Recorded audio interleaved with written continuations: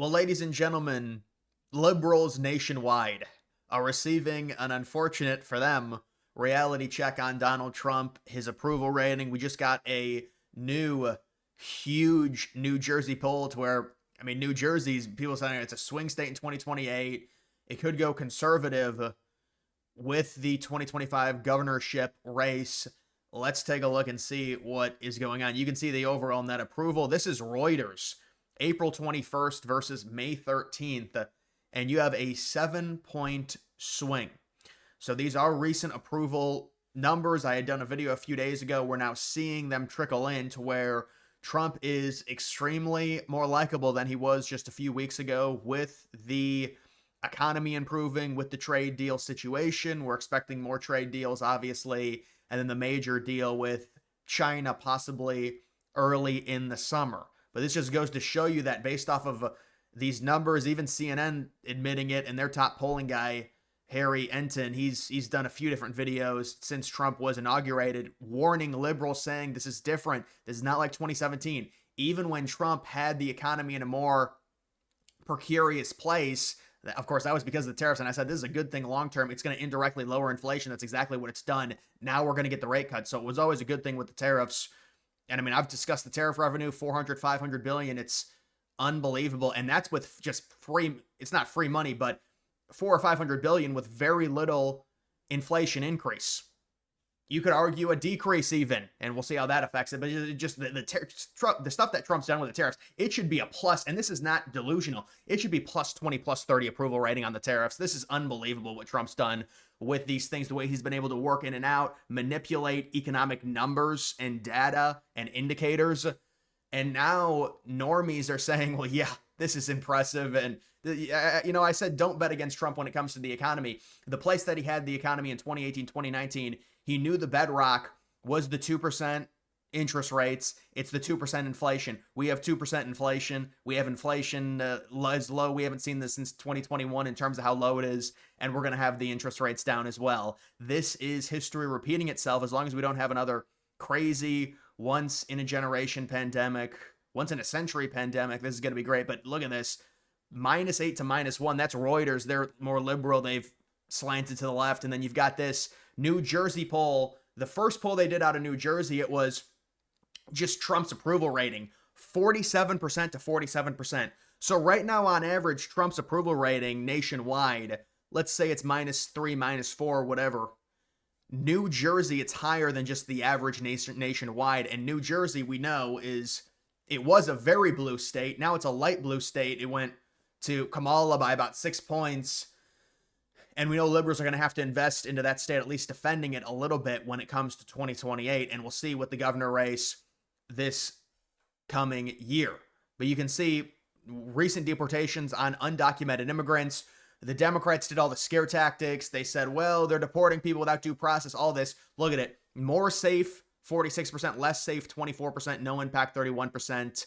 And then you've got, people supporting arresting others for trespassing at an immigration facility. That's just a singular issue that's based in New Jersey locally, but even that has support. And so New Jersey, which is you could say a blue state, but it's getting lighter blue, they support all the deportations, even with the fake media hype with Garcia and these other immigrants. It's like, oh, they don't have due process.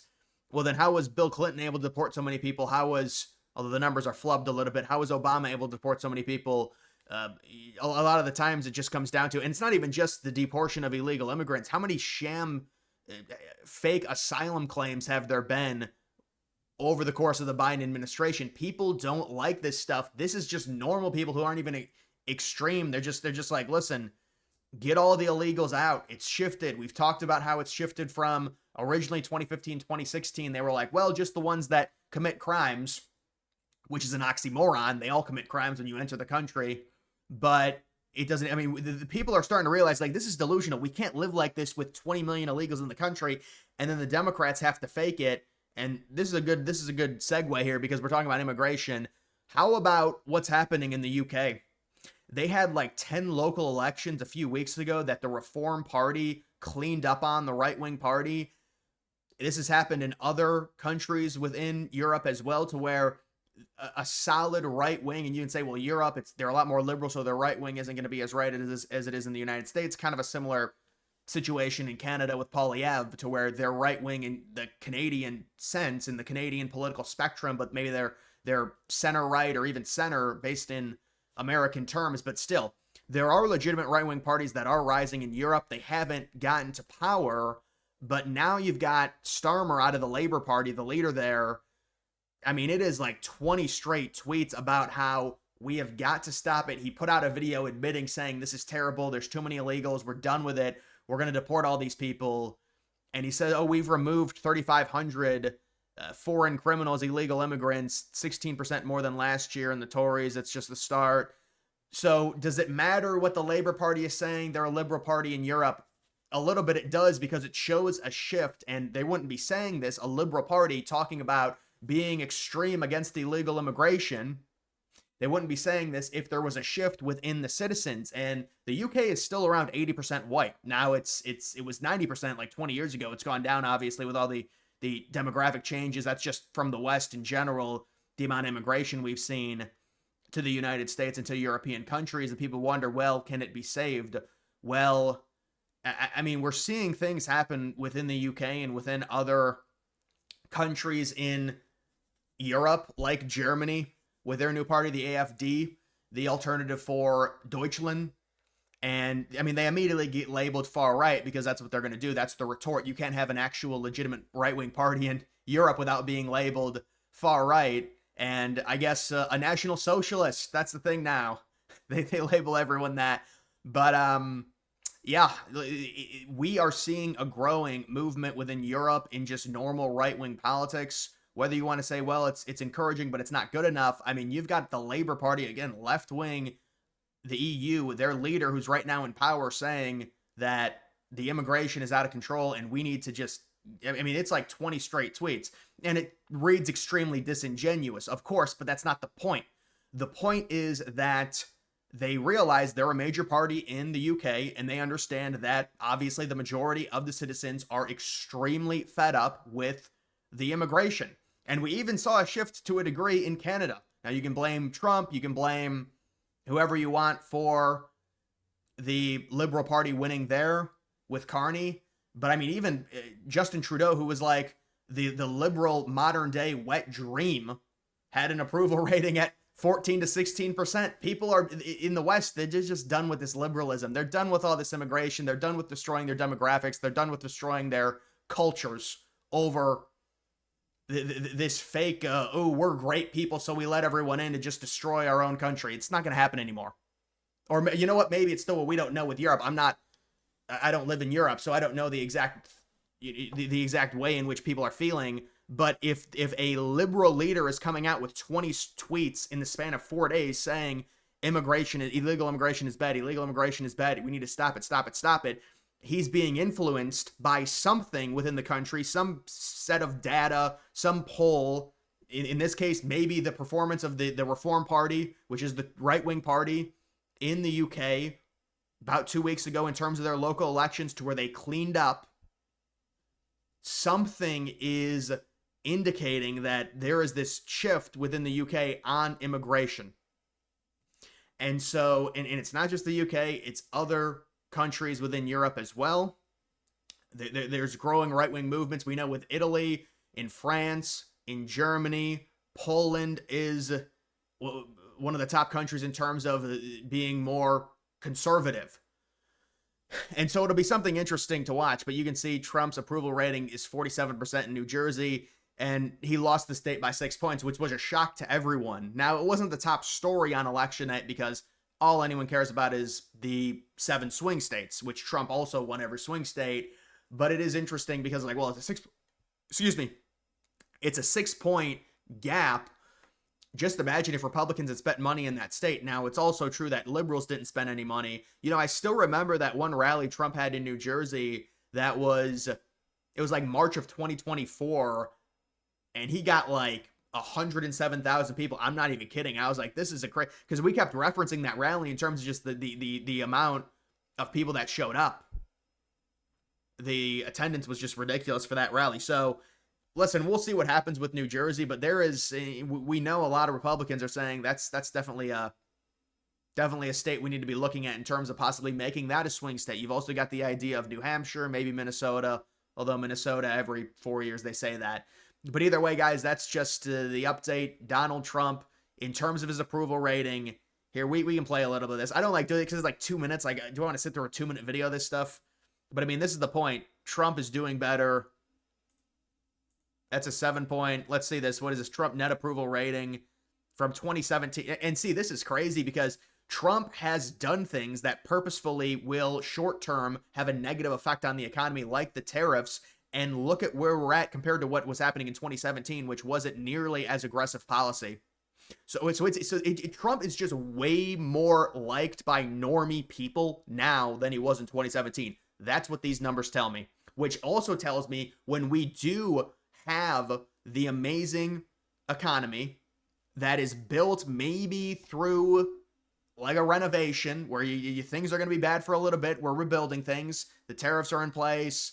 There's going to be more domestic production, although that can be debated because Trump has brought the tariffs down significantly. There's going to be more tariffs on China, we would expect, at least in terms of whatever the trade deal is. There might be some tariffs that go up because now it's down to 30%. But the point is, you go from a minus 15 approval rating this time in 2017.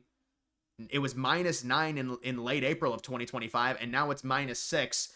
But I think it's less than minus 6. I mean, it's about minus 2, minus 3. The top pollsters say, and even the Republican pollsters like Rasmussen and others, they say, well, no, he's plus 4 or plus 5 at this point, and so maybe it's around even. But the point is, liberals are just these are terrible numbers for them because this is the worst part. Now, we don't know what's going to happen in terms of the geopolitical news, but even the Middle Eastern stuff. Now liberals are like, I mean, some of the top liberals are like, Trump is doing such a good job.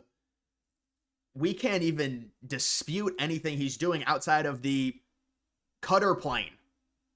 And it's like, oh, the crypto meme coin and all this. Like they have to bring up, oh, he's going to take Greenland. It's imperialism. It's fascism. You know, they don't have really anything, but even like Greenland, Trump is just so far ahead in terms of these ambitious ideas compared to what Biden was doing, compared to what Trump was doing his first term. Now he's doing things that are extremely bold within the Middle East that anger Israel in an attempt for some type of lasting U.S. peace. Now, we don't know what's going to happen with Israel and the other Arab countries. He wants there to be more peace fostered by the United States within the Middle East. That was the goal of this trip. They said he's gotten around $10 trillion in investments, but it's not even about the investments. It's about Trump coming to the table, a nuclear deal with Iran, pushing away the idea of involving the United States in a war against Iran at the behest of Israel, and also lifting and easing the sanctions on Syria, which will, in turn, allow the United States a better relationship with countries like Qatar, like the UAE, like Saudi Arabia. So all of this is just so massive for Trump. And people see this, they're like, this is what he's doing in the Middle East. You can't really dispute. I mean, it's a fine line. There's no perfect way to handle it, but it's encouraging. And so we'll see how Trump ends up doing in terms of that. But these numbers, what the numbers show is that we would expect, I mean, Trump is you don't know what geopolitics and maybe other wars happen, but even the skirmish that happened between India and Pakistan, if you guys have read up on how that was solved, it was solved through Pakistan calling up and communicate, or actually it was through, I think Pakistan called up Vance and Rubio, and Vance and Rubio then talked to India and said, we got to stop this right now because Pakistan is very threatened based on the retaliation of India onto Pakistan hitting their military bases.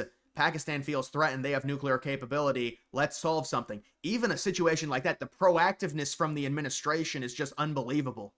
And then liberals said, oh, it was broken within an hour. Nope. That's a legitimate ceasefire.